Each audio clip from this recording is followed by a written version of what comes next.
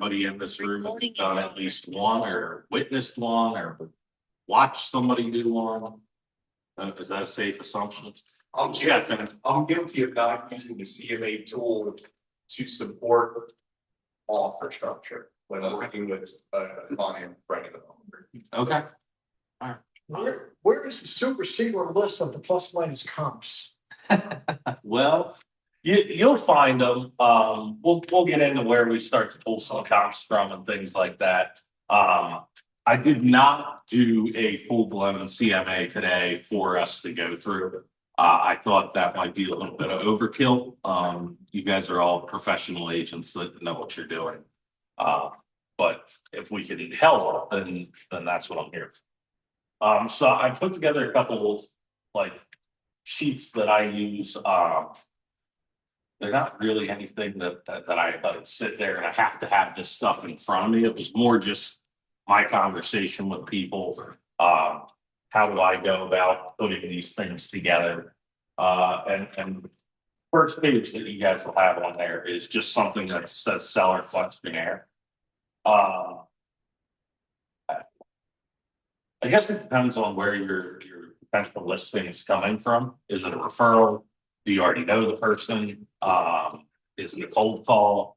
Something like that. Obviously, the more you know the person, the more information you're going to have to make this a little easier. But this is where I start 100% of all my CMAs is the top information, maybe not as important right out of the gate with getting all their contact information, unless it's a sign call or cold call that's coming in and you don't know how to get in contact with them. The stuff underneath is what I need to know. I can't make a CMA that actually stacks up to anything without knowing how many bedrooms does it have? How many bathrooms does it have? Do you have a finished basement? Is it unfinished? Is it dirt? Is there a garage? No garage? So on and so forth. So you can kind of see they're the things that I ask about when I'm talking to somebody. There's about 10 of them on there. I'm sure there's more. I'm sure some of you guys can think of things that I didn't think of to put on there. But I just wanted to give kind of an idea of, do they have them? Yes, no, how many, what floors? That's where I write all that notes section there. The additional notes down at the bottom is just where I write anything else they offer up to me that they may have said and didn't realize they said, something that I might find important later on in the conversation. That sounds about right. So, you guys, do you have any questions on that so far? What's up, Evan? Do you do that to hopefully get a signing at the thing? I do. You're more one. Yeah, so that's a good point. Not everybody does one shot. Some people do two shots when they go on these listing appointments. I very much want to get in front of somebody and get them to sign that day. I don't want an opportunity to lose a listing to somebody else. I don't want somebody to do something, oh my gosh, we offer all of it. I don't want them to ever get to that appointment. I want to lock that appointment up myself. Of the competing appointments I've been on in the last like 3 years, I think I've lost one.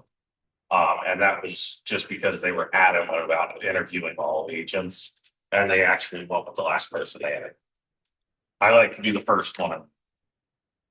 So yeah, I do all of this in hopes that I can go there, appointment one, talk with them, walk through the house, get everything signed, leaving there with a listing voucher.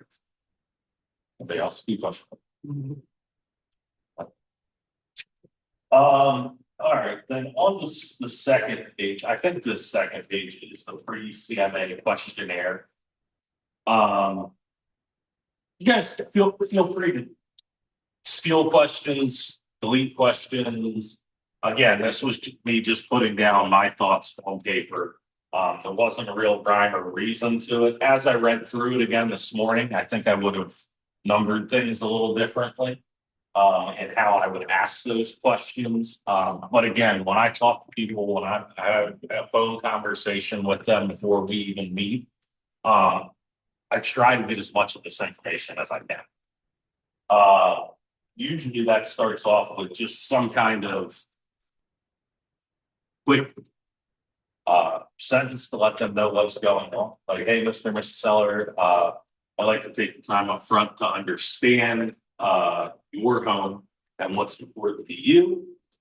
So that when I get there, we can confidently walk through and review the CMA, to see if everything matches up.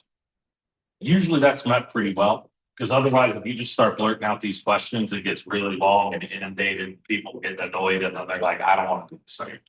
Or I don't want to do this with this guy, as opposed to the agent that's going to call, pick up the phone, say, yeah, I'll come to your house tomorrow, meet you at 5 o'clock.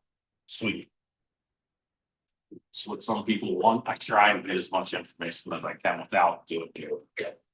But the most important thing for me in that is question or bullet point number one, motivation. Like, if we can't figure out what their motivation is to sell this thing, it's hard to start to put a CMA together. We need to know their timeline. Where are they going? So that we can push this CMA in the right direction. Sometimes, I'm sure as many of you know, that will reflect in price. You know, sometimes we have a little more time, we'd like to be a little higher. Okay, then maybe I can justify my CMA to be, in a range where we're on the high side versus being at that low side. But that brings me then to that bullet point number two, pricing expectation. Drive these points up. Before I even start the CMA, I kind of want to know, do you have a price in mind that you'd like to see? I know, super controversial. Not everybody loves that. A lot of people don't want to ask the client, what are they thinking? What price do they want? Because we all have those clients that are going to say, oh, I want $1 million for this house. Okay, well, how'd you come up with that number? Well, Zillow told me, Realtor.com told me. That's where most people find their information. I've had a handful of people that have their own comps that they pull and present to me when I get there, but not many. Most of them just go, oh, well, my Zestimate says I'm at $1 million or whatever that number is. So if you ask them up front, you can really start to set that pricing expectation and let them know that, hey, maybe just because you found it on Zillow, it might not be the most accurate thing. If my data that I bring to our appointment, if it supports a different number, are you okay with having that conversation?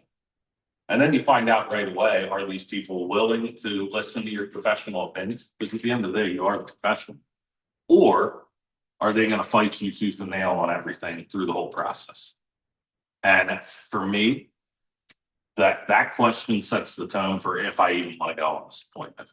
Because I've told people no. I've told them I'm not coming out to go on this appointment because I think we're too far off in price and I don't think we're going to be able to work together. That's just my personal opinion. Not everybody does that. Not everybody will do that. The rest of it is just, again, more questions, more thinking along the lines of what do you need to know to put the CMA together? Not all of it's relevant. Again, I would go with motivation, pricing expectations, conditions. Those would be the three things that I would hit for sure to make sure you guys have some perfect information. If you hit those 3 bullet points and fill out this seller questionnaire with your notes, you should be able to put together a pretty accurate CMA. Right. Yes, sir. So you're saying before you go out to the appointment, you want to arrive with the listing agreement and your CMA complete. I do. So how are you obtaining all of this information and all of this information? Phone Via a phone call? Yes. And they stay on the phone with you to answer all those questions? A lot of it. I mean, you have to pick and choose. Like, you guys will know if somebody's losing interest in a conversation, then maybe it's time to wrap it up. But if you put your own spin, again, I'm not going to read down this list and go, what's prompting you to say? Is there a specific timeline in your work? Like, I'm not going to read every single question on here. This is just more of a generalization. Like, here's some bullet points and things to think about. But for me, I might ask them like, hey, where are you guys going? What caused you to move? Oh, we're going to a different school district because we have kids now. Great. That's awesome. Good to know. And then I make a little note, hey, they have kids, they want to be in this district. That sort of thing. It just helps you build that rapport and get to know them a little better.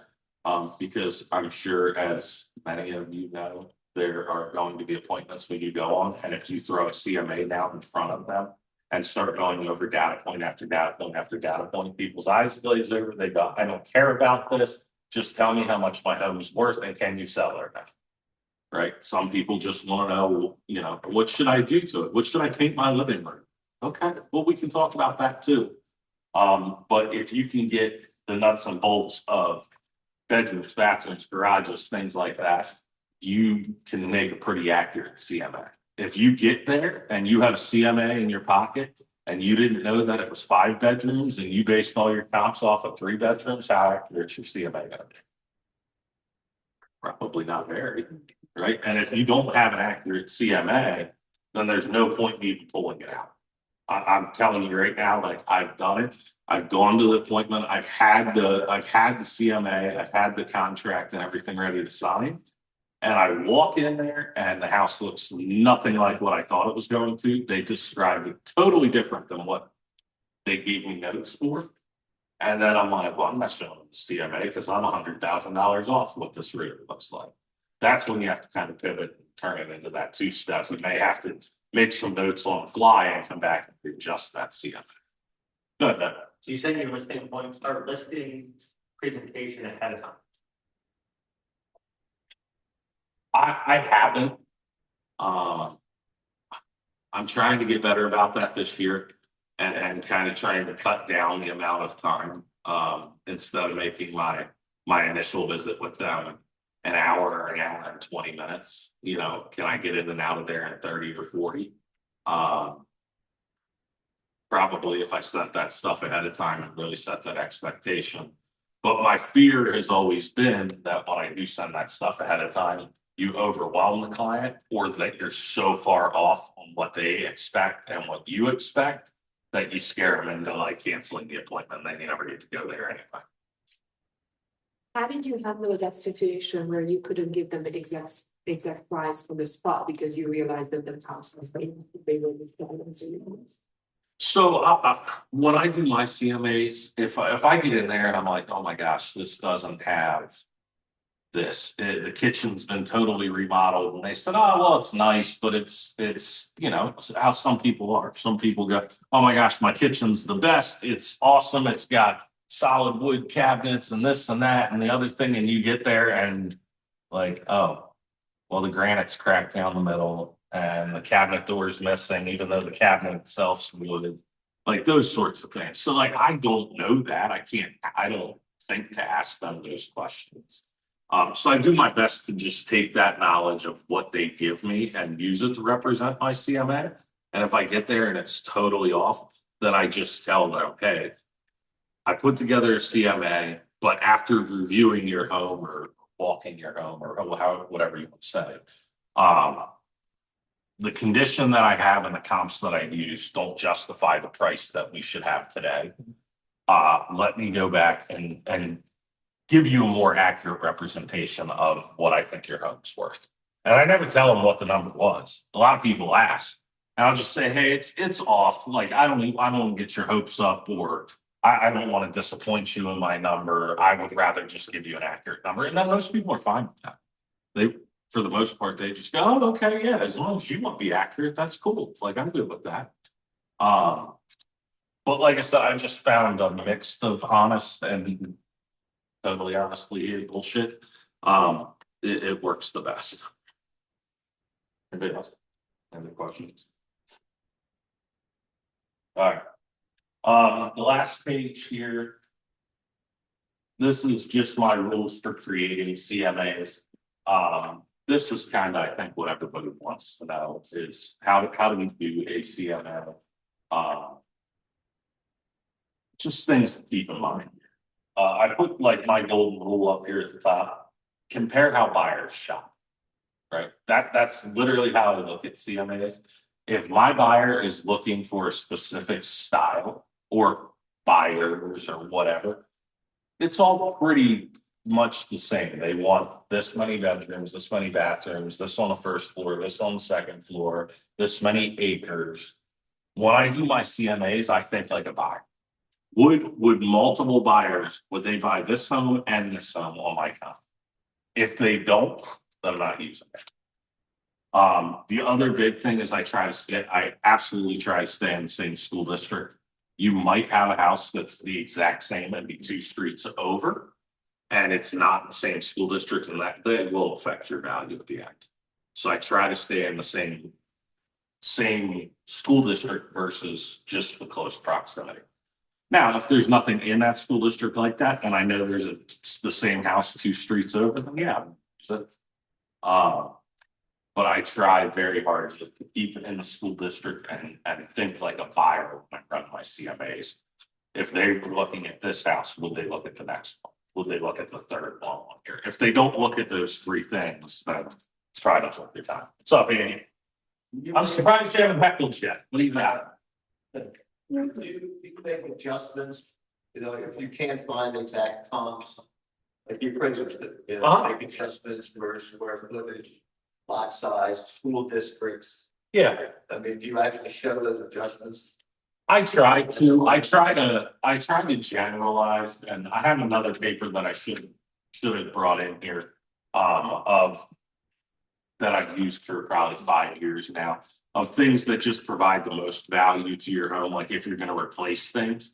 And I kind of try to adjust based off of that. If it doesn't have a garage and this one does, then it's less this value. Is that what you're asking? Well, yeah, I mean, you actually present it on your CMA so they can see it. Yeah, depending on which CMA program you use, there's spots to put that stuff in there. Yeah. So that you can add in and subtract off value. So a question that I've gotten over the years. Yeah. April, is how do you come up with those adjustment values? Mhm. And you know, there's no exact science to it. In my opinion, it's kind of an opinion of, you know, your opinion Agreed. within reason. Yeah.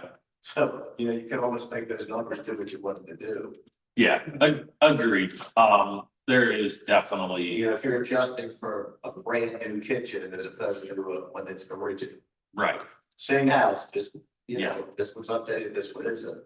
Yeah, and what, like you were saying there, those adjustments, they're all subjective because if it's us, we might only say, well, you know, they put that brand new kitchen in and they put it in, you know, a year ago.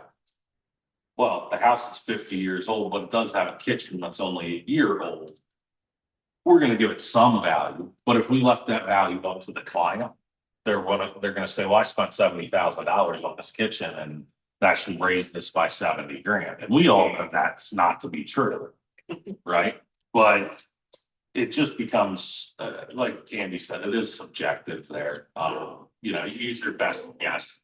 If I don't know, I mean, I'll be honest, I'll go to Andy, I'll go to Ben and say, hey, what do you guys If think? you ask an appraiser to give you a list of what they use for values, I guarantee you every appraiser's list is gonna be different. They are. Yeah, from the 2 appraisers that I did get things from in order to try and justify that, they were so totally different that I'm like, there's no standard to this.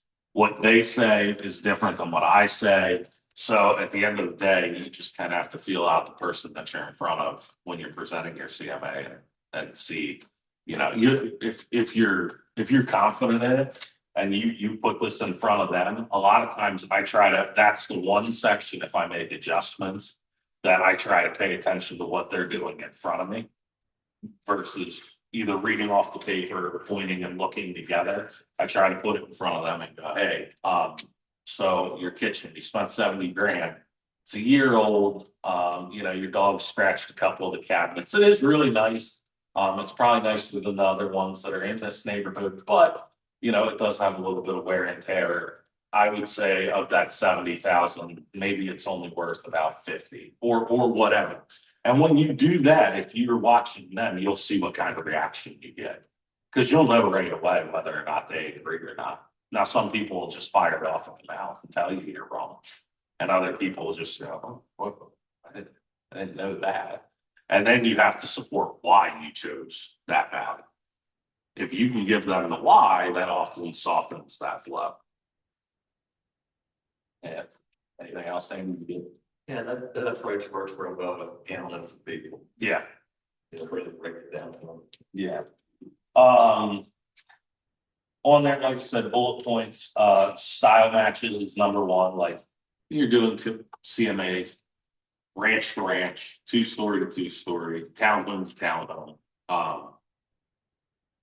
If it's in a neighborhood, it's often really easy as long as there's turnover in that neighborhood. Because most of those houses were built by the same builder, the same styles that, you know, you're not gonna have to do too much data point difference. When you start getting out into, you know, Carlisle and Newville and some of those places where there's more land involved. Not all the houses are the same. Maybe this house or this land was bought 10 years ago and the other guys was bought 50 years ago. And they built houses, you know, the year after they bought them, they're gonna look totally different. So you do have to kind of, when land is involved, you have to figure out what's the going rate for some land out there in similar conditions. I don't always compare house to house from that point. If they're both 5 acres and one's a 2-story that's 3,000 square feet, and the other's a 1,500 square foot ranch, obviously big difference there. But if you can look at those and kind of subtract the house value out and see, are the lands similar, that would help too. I do have a couple questions. Yeah, go ahead, fire away. Adam Osborne wants to know, how do you go about pricing? Do you give a range? And if so, how broad is the range before you see the house? So if I give a range, that's usually because I'm pretty confident in that number. I've sold 4 or 5 houses in that neighborhood. I've sold a couple that are just like that house in the same school district, something like that, where I might be able to just get them on the phone and they go, oh, yeah, I live in Hampton Heights. Okay, well, I know your house is worth 500, 550. Depends on what's in it. Does it have a pool? Does it not have a pool? Those sorts of things. That's really the only time I give a range. Ranges for me kind of create a little bit of uncertainty. I try to come in with a specific price and then maybe one slightly higher, slightly lower if I need to, just to have some backup fuel. But I usually go in there, and the one thing that Tracy and I fight about this all the time. She prefers to give a range or a little bit of leeway with the numbers, whereas I'm a little bit more bold, I guess, brash, if you will, and just tell people like, this is what I think it's worth. And if you're not willing to price it at this appropriate price point, we're going to have difficulty selling it. And at the end of the day, you want to move this home because you want to get to this school district so your kids can start this new school year in Cumberland Valley, in Mechanicsburg, in West Shore, whatever that school district is. If you're not going to take my advice on this up front, now, that being said, if it sits and you got a little egg on your face, you're going to have to eat it. You're going to have to wear that. But I'm very much straight to the point. I'm just, hey, this is what I think it's worth. I don't like to give the range because that sets expectation. If I say 300 to 350, all people hear is 350, and they want to sell at 350, and it might not be worth that. So, yeah. Adam also would like to know, and Damaris answered, but I'd like you to confirm. Okay. Adam would like to know which tool you personally use to create your CMAs. Damaris thinks that you use RPR. And she'd also like you to repeat the last answer that you said in Spanish. No. And yes, Damaris is right. I do use RPR a lot. That being said, I don't think it is the end all be all tool. Can you elaborate on that? Yeah, because there's so much data that does not get entered into to RPR that I think gets missed. I like the format that RPR prints their stuff out in, like if I was going to give it to a client. I like that format, but I'll use the RPR website, I'll use Cloud CMA, I'll use Bright. I'll use all three of those to pull my data. And then I can adjust in RPR like, oh, I found this comp on Bright. And here's the address or the MLS number or whatever. And I can insert that into my comp because it may not have come up there.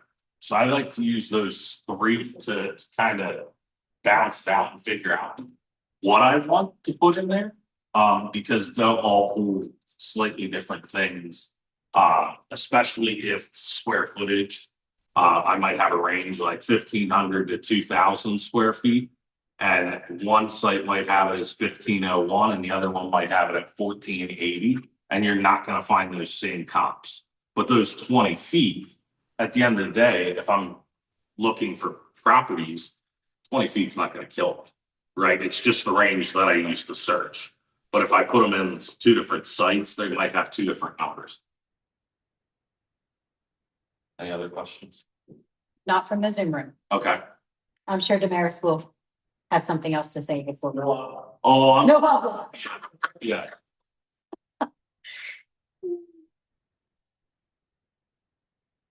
Yeah.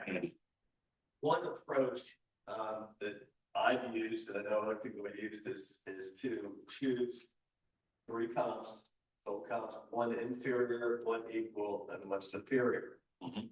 And then that, with that, I think I kind of explain it, you can take away, add, and so forth, and come up with that number. Yep. And you can justify it to people because they can see it. You can see what you're doing. Yeah. No, I agree. Like you can do that. I think a lot of people just pick comps that are equal across the board. Yeah, for sure. I always try to pick at least one that's, above and beyond what I think that is. Because I know in conversation with whoever the seller is that comp's probably going to come up if they've done their own research. And then I like to at least be able to go, oh yeah, I saw that, and here's why I think we're here versus here. And you can probably show them that with pictures. Right. With pictures. Right, yeah, you can put pictures in, you can, I always make little highlights on there as to like, oh, it has this many bedrooms and yours has this or whatever. But sometimes, as we know, with the whole conversation for selling my houses, well, my neighbor's house just went for sale and I can't believe how much they got for that thing. Well, that doesn't make it your house and it might not be the same value. It might be close. I mean, that's one where you can probably ballpark if they're sold 2 days ago and they got 500 for it. You can probably say, yeah, I think you're safe to say it's going to be around 500, but might not be 500. If you're dealing with the people that are the hoarders and they have stuff stacked up in the backyard and the garage, you can't walk in and, the kitchen leak or the bathroom leaks into the kitchen. Doesn't make 500, it might look like 500 from the outside, but once you get inside, it may not be. So I do like that, Andy. I do like to have a comp that is higher than that, just so I have that ammo and also know what's sold here. What did we do recently? So So if somebody's trying to get to a single appointment CMA listing, do you, when you bring in the comps, if you don't send them ahead of time, when you bring them, do you bring the full print or you dumb it down to the little bit so they can get it? I found that's a little overwhelming for sellers to look at like everything on the full right and the left sheet. yeah, So I'm looking to doing like a cheat sheet, like how many days on market, how many showings, everything. yeah. So that's why I like the RPR one because I just take out the stuff that I don't like, and when you put your subject property and your comparables in there, it will give you that. It's usually like over 3 pages, but it gives you all the side by sides of how many days, how many acres, how big, that sort of thing. And that's kind of what I gear my showing towards. It'd be nice if Bright had like instead of the frame, like open house form, they have like a customized one, you can probably do. Probably. I don't know. Like for instance, showing Yeah. 37 pictures of a comparable house. you're gonna look at all three from pictures instead of just like maybe the kitchen and the bedroom, like 10 pictures, probably goes on first one. Right. Yeah, especially if, You need to really justify why this one's $1 million, and the Suntair property, you're saying you said 100,000. yeah, You can just pull up your iPad, your notebook computer and say, here's why. They will understand it if they visually see it. right, Mhm. right. So I feel like we talked about this a little bit, but I just want to make sure that Adam gets the clarity he's looking for. Yes. How do you get the numbers for your adjustments when you need to make them? For example, what's the best price for an extra bed or a bath, large detached garage, et cetera? Did you say you have a resource that you use for that? So you can, I honestly, if you use that RPR feature, like it will give you, if you can tell them how much did they spend and when was that completed, it will give you like, oh, we think it's worth 80% of the value. It's worth 100% of the value. It was worth 40% of the value. I go from there. Like that's kind of my baseline. Because as Andy said, like I have no idea what I value it out. I might give them 50,000. The appraiser might give them 10,000. I have no idea. So I use that as a guideline and I explain to everybody that, hey, this isn't a perfect science. Like what I think is my opinion, but what the appraiser thinks is their opinion. And our numbers may not match up. Now, if I can go to them and say, hey, you know, I see this comp, and this comp works better. And it has all these similar things at a similar condition. And this was the value, then maybe that helps us. But coming up with the numbers, I mean, it's all inexact. You kind of have to feel that out. But I do like the RPR baseline for that. I can plug it in and it'll spit out, you know, oh, they put a new roof on in January of 23 and they spent $20,000. Okay, well, we feel an appraiser would average about $14,000 additional for this roof. Something like that. Yeah, I mean, you hear friends and family saying, oh, yeah, well, you know, the Smiths down the street just put $80,000 in their kitchen. They're very, very excited. They said, don't be that excited. Right. It will help. Yes, so I'm trying to see, how do you price a house that's a manufactured house on a concrete slab, not in a manufactured park, and they own the land? well, it's going to be really hard to find some exact comparables to that. Exactly. You know, some of that's going to be gut. Sometimes I'll call an appraiser and just ask, like, hey, this is the situation. What would you think? Like, I'm having trouble finding comps. There's not a lot that fits this. It's totally unique. And I think I put that somewhere on here. Yeah, number 5 on this thing, unique properties. Like, you might have to get help from outside people. It might be another agent that's been doing this longer than you. It might be an appraiser. It might just be in a small group setting like this. I'm not afraid to ask for help when I don't know. If I had something like that where I was like, there's no comps for this, especially in those rare cases where it's something like that and maybe it's in, you know, Cumberland Valley that doesn't have a lot of that particular property throughout the whole district. I might just call an appraiser and ask somebody that I have a connection with. If I don't personally have one, just find somebody in here. We all know at least one. And just have them reach out and say, hey, here's what I was thinking. We don't necessarily need to get an appraisal, but if I sent you a couple pictures and kind of explained what was going on, would you be willing to help me come to a value? Most of them are pretty good about that. Okay, thank you. Interestingly enough, Tammy Owens actually had that question. What if you have a property that's unusual, right? And you can't find any comps, what do you do? Adam says that he just cries in the shower. But he didn't think that that's what you would do. So I appreciate you giving that answer. Yeah. Yes, no crying in the shower. Yeah, no crying in the shower. Okay, good. Anybody else? Any other questions? More focused on closed versus what's currently on the market. Yeah, I always focus on that. if you talk to any appraiser, they're gonna say we're not gonna give you any value for anything that's not closed. Because we don't know what it's.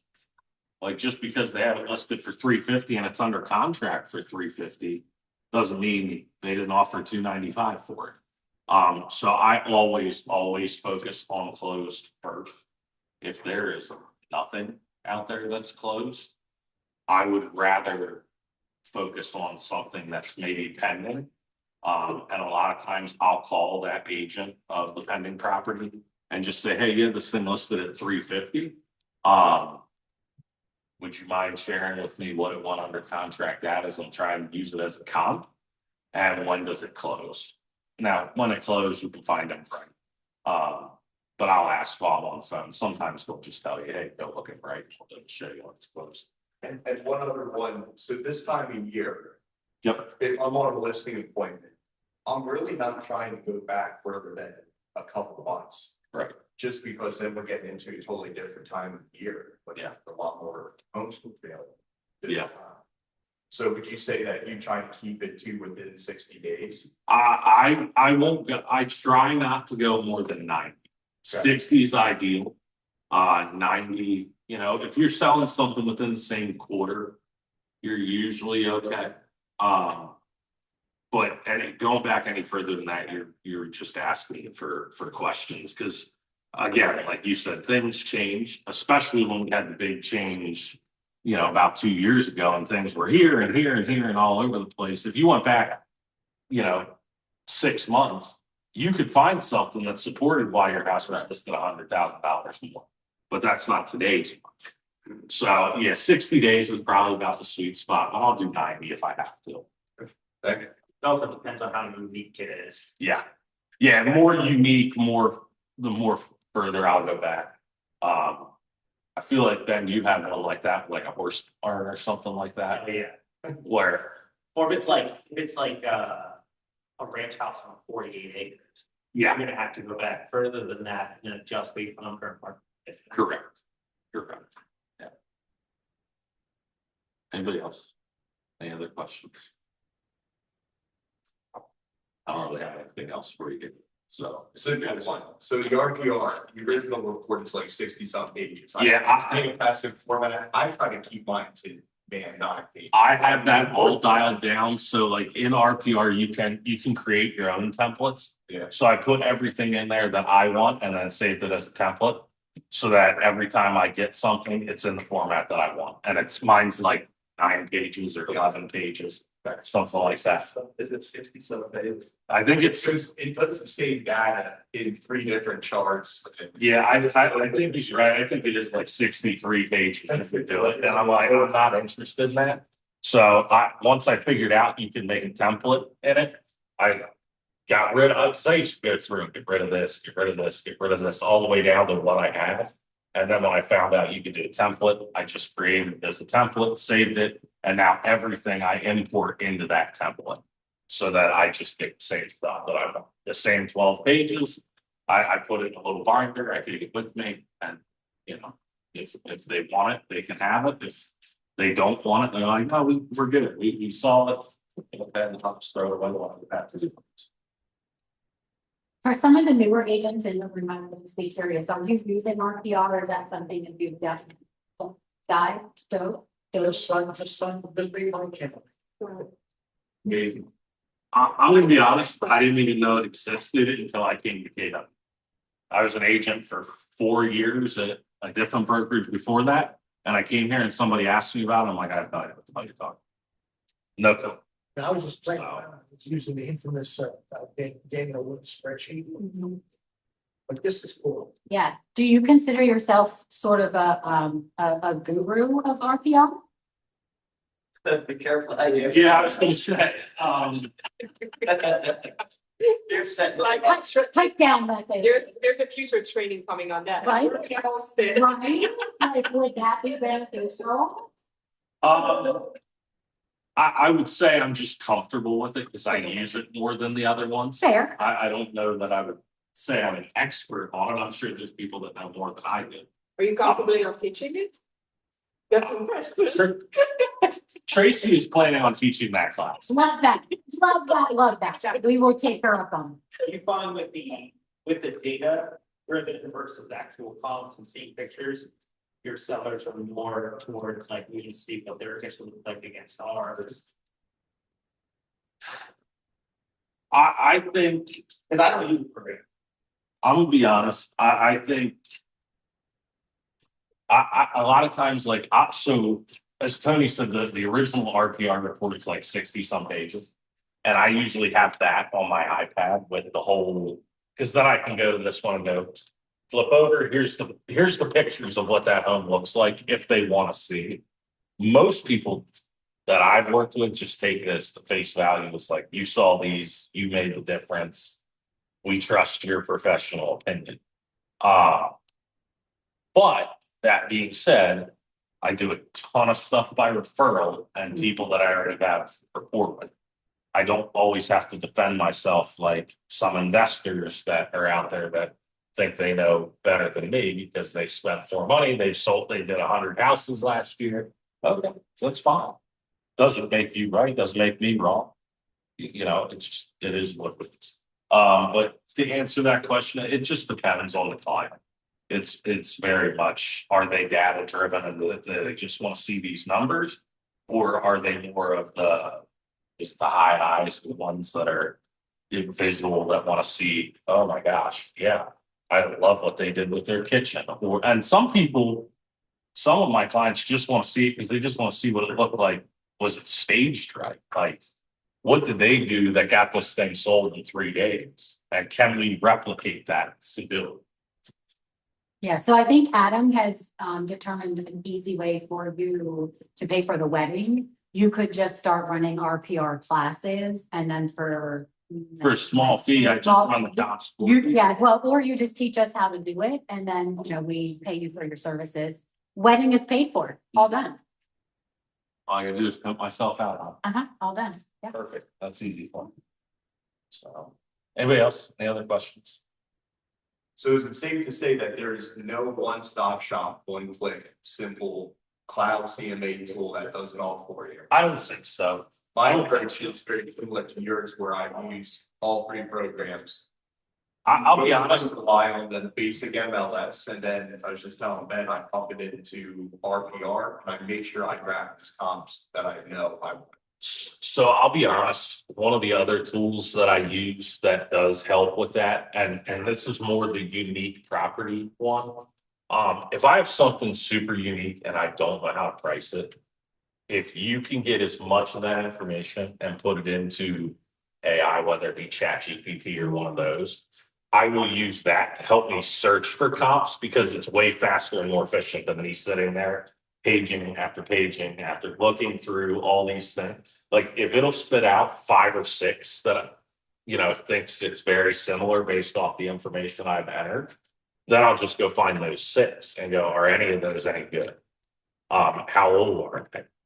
Because again, you can, more information you put into an AI, the better your results are going to be. But if it's something super unique, and there might only be something, I have a horse barn on 150 acres in Cumberland Valley. Good luck finding another one of those. You are going to have to push your limits to go out and around. Yeah, how about that property that Braddock just put on? Right. Like, Right. how are you gonna? Right. Yeah. Yeah, those things you're gonna need some help with. And you can, if you want to spend hours and do it yourself, awesome. But if you want to speed that process up, I recommend using some AI to your advantage, put some stuff in there. Try and whittle it down to a list of 10 and then review those 10 and see if they help. And if they're no help, well, okay, then you were gonna have to invest the time anyway.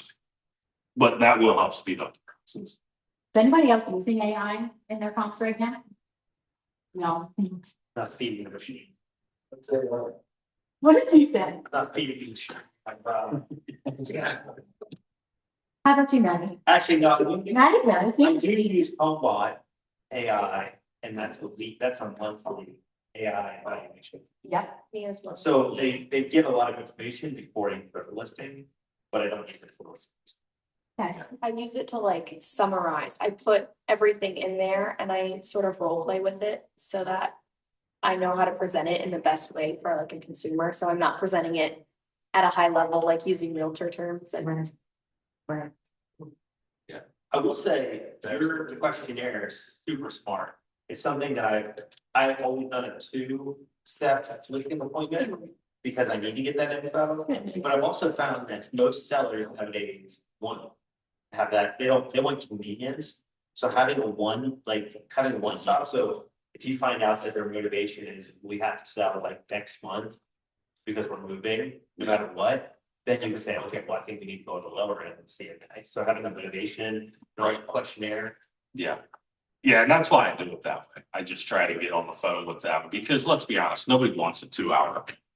You don't want a 2-hour appointment. They don't want a 2-hour appointment. But if I can cover this in 25 minutes on the phone, and then I can go to their house and we can walk the property, we can sit down and review this thing. It might take me another 30 minutes, but that hour split up over 2 days feels a lot better than sitting there for an hour with them and fighting through points and fighting through, oh my gosh, we did this update. I already knew they did the kitchen update. They told me.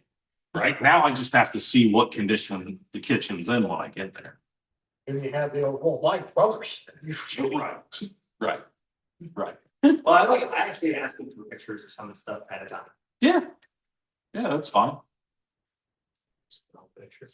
You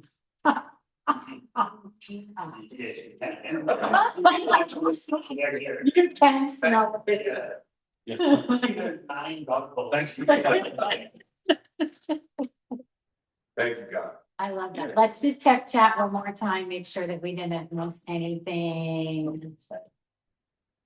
No, I would like to personally thank our peanut gallery on Zoom, Damaris and Adam, for keeping us on our toes. Any last questions before we let Kyle retreat to his office and? Nope. All right, Kyle, you did amazing. Thank you. We're gonna take a little break. I'm gonna get the room set up for our next training. Since we got here, I'm ready to go at 12 o'clock. Sharp. So It's the next training. Chris.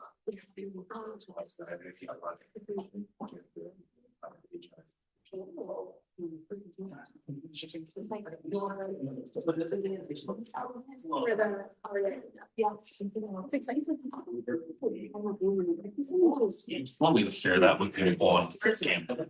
Yes, please. I actually. I don't compare it. Yeah. It's not. Yeah, I actually, Thank you. But I thought about making. Yeah.